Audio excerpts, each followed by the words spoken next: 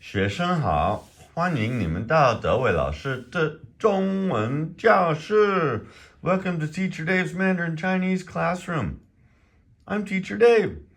I have a master's degree in religious studies and a bachelor's degree with honors in Mandarin Chinese, both from UCSB, University of California at Santa Barbara. I've traveled in Asia a little bit, in Taiwan and mainland China. I'm here to share my experiences with you. Today I want to introduce you to this super cool character and show you how we look up characters in the dictionary. This is a Mathews Dictionary. It's super old. What's cool about Mathews is it gets to the classical definitions. It shows you the full form characters, so that it's a good dictionary to use if you're getting started with classical Chinese. It gives you more broadened definition from an older context, I guess you could say.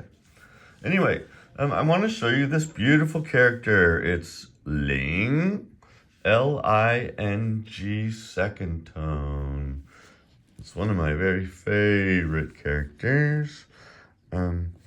It's made up of several components.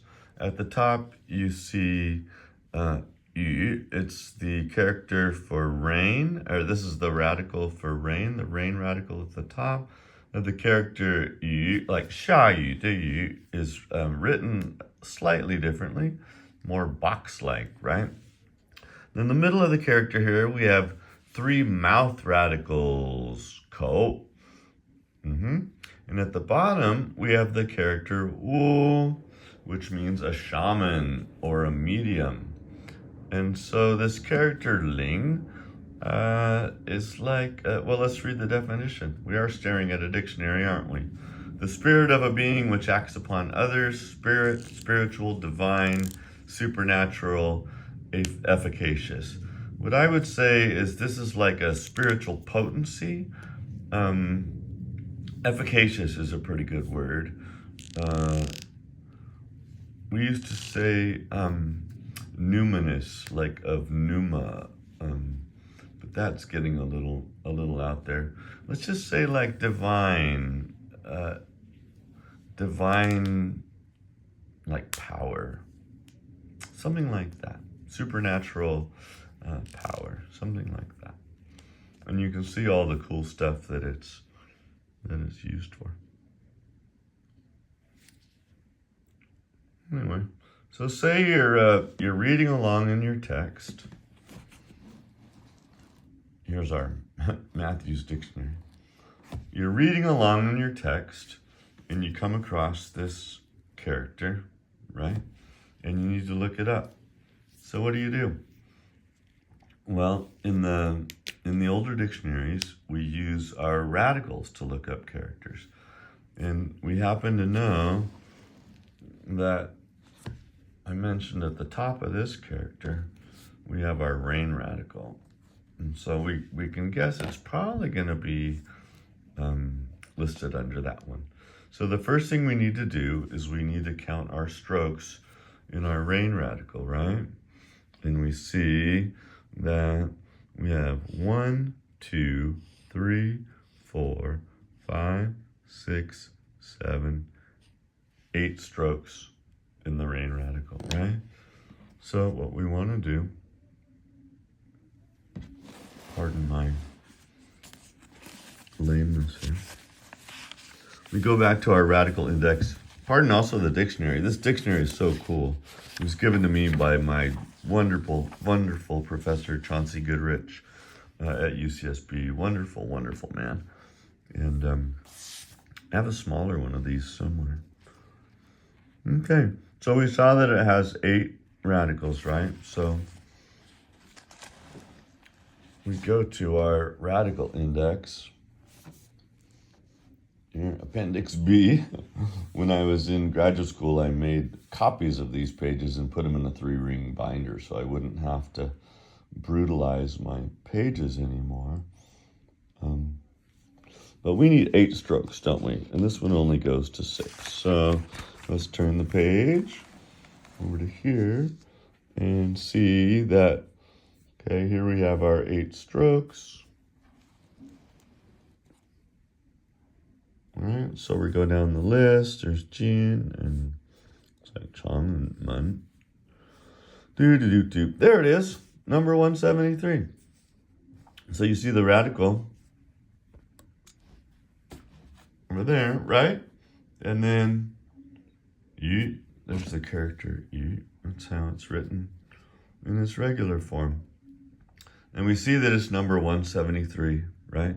So the next thing we need to do is we go over to our main part of our radical index, and you see they're listed by the number of the radical. And we saw that it was 173, right? So at the top of each page, we have the numbers. So we're gonna just look until we find 173, do-do-do-do-do-do. See 85, 86, 96 to 104, 140, number 173. There it is, way down at the bottom. Ta-da! Okay.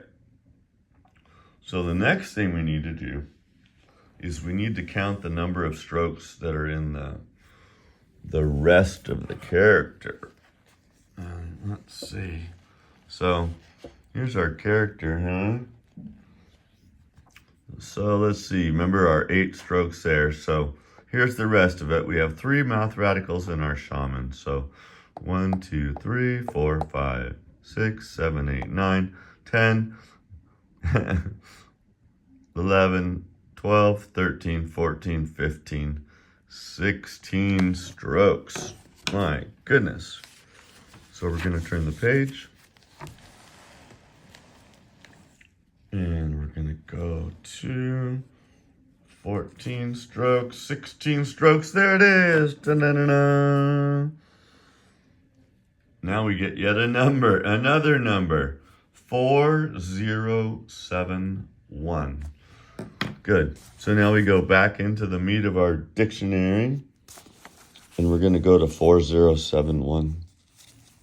I apologize to the dictionary gods. This guy's just barely holding on. 4071 is what we're going searching for. Do-do-do-do-do-do. 4071. It's good to write these numbers down. You don't want to forget it in the middle of this process. And again, you can see that they're written at the top. So 4067 to 4073. Do-do-do-do-do-do-do. Where is it? Ta-da! And we end up back here again. 4071. There we go. So, again, super cool character. I came across this a lot in my studies. I studied a temple in China that it originated in South China, and then it was sort of appropriated by the imperial cult. But I visited a temple called the Ling Gong. It's like the Temple of Divine Aid. And I translated a text called the Ling Gong, the record of the Ling Gong, the Temple of Divine Aid. Translated another text called Hong An Ling Ji Zhen Zun Miao Jing.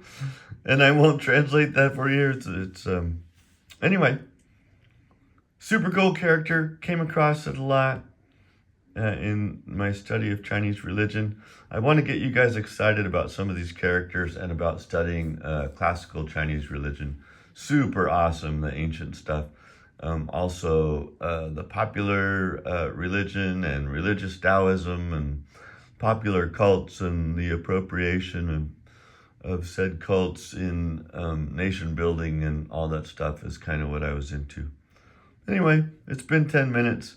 I hope you enjoyed the video and that you're having a beautiful day. Again, we're trying to reach 1 million subscribers by tomorrow, so please subscribe to the channel and like and share the videos. Thanks so much for now. This is Dave at Dave's Mandarin Chinese Classroom. Signing out. 再见.